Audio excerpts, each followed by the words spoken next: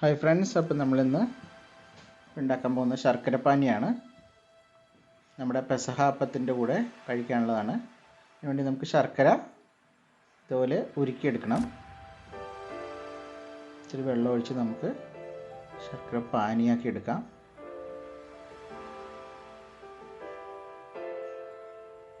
ഇത് കുറച്ച് ഏലക്കയും പഞ്ചസാരയും കൂടി പൊടിച്ച് വെച്ചിരിക്കുന്നതാണ്. ഇത് നമുക്ക് പിന്നീട് ആവശ്യം വരും.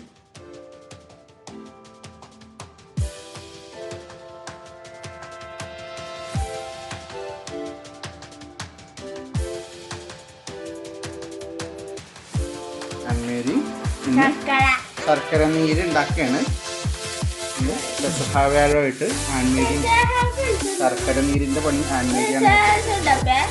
പെസഹ വ്യാഴം എന്ന് പറഞ്ഞു കഴിഞ്ഞാൽ ഇന്നാണ് യേശുക്രിസ്തു കുർബാന സ്ഥാപിച്ചത്. ശിഷ്യന്മാരുടെ കാലൊക്കെ കഴുകിയില്ലേ, അതാണ് ഇന്ന്. ഓക്കെ ഓക്കെ അപ്പോൾ നമ്മുടെ ശർക്കര നമ്മൾ നല്ലോണം നീരാക്കി എടുത്തിട്ടുണ്ട്. ഇത് നമുക്കിനി അരിച്ചെടുക്കണം. ഇത് ചൂടാറി കഴിയുമ്പോൾ നമുക്കിത് അരിച്ചെടുക്കാം. ചൂടാറാനായിട്ട് നമുക്കിത് മാറ്റി വെക്കാം. ഇനി ശർക്കര പാനിക്ക് വേണ്ടത് തേങ്ങയാണ്. ഇതിന് ഏകദേശം ഒരു 1.5 തേങ്ങയോളം എടുത്തിട്ടുണ്ട്. 1.5 തേങ്ങയോളം എടുത്തിട്ടുണ്ട്. നമ്മൾ ശർക്കര നീര് നമ്മൾ ഇതേപോലെ അരിച്ചെടുക്കണം.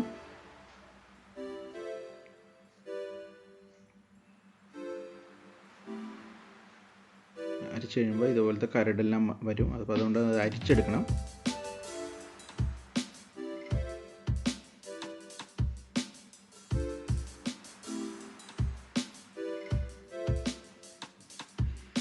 ഇനി നമുക്ക് ഇതിൻ്റെ തിക്നെസ്സിന് വേണ്ടിയിട്ട്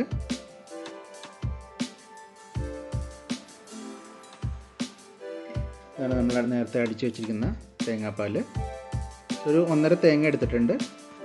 അത് നമ്മൾ മിക്സിയിലിട്ട് അടിച്ച് വെച്ചിട്ടുണ്ട്. പാലായിട്ട് എടുത്ത് വെച്ചു.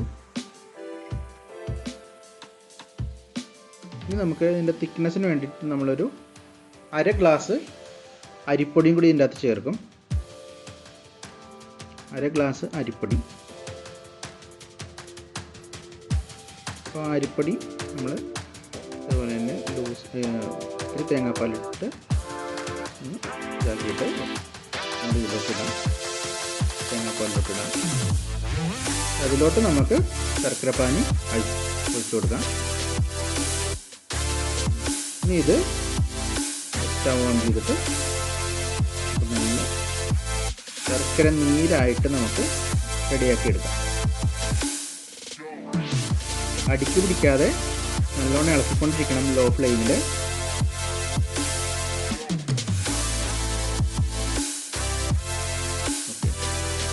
കുറച്ച് നേരം ഇളക്കി കഴിഞ്ഞിട്ട് നമ്മൾ നേരത്തെ പൊടിച്ച് വെച്ചിരിക്കുന്ന ഏലക്കയും പഞ്ചസാരയും കൂടിയാണ് ഇത് നമുക്ക് ഇതിൻ്റെ അകത്തോട്ട് ചേർക്കാം.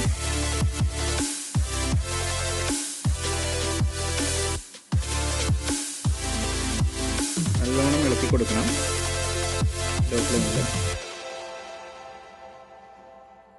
പിന്നെ ഇത് അടിക്ക് പിടിക്കാൻ സാധ്യതയുണ്ട്. അപ്പോൾ ഒരു നല്ല തിളയെല്ലാം വന്നിട്ടുണ്ട്. നമ്മുടെ നീര് റെഡി ആയിക്കൊണ്ടിരിക്കുകയാണ്. നമ്മുടെ പെസഹ അപ്പത്തിനൊപ്പം കഴിക്കാനുള്ള നീര് റെഡിയായി കഴിഞ്ഞു. Thanks for watching.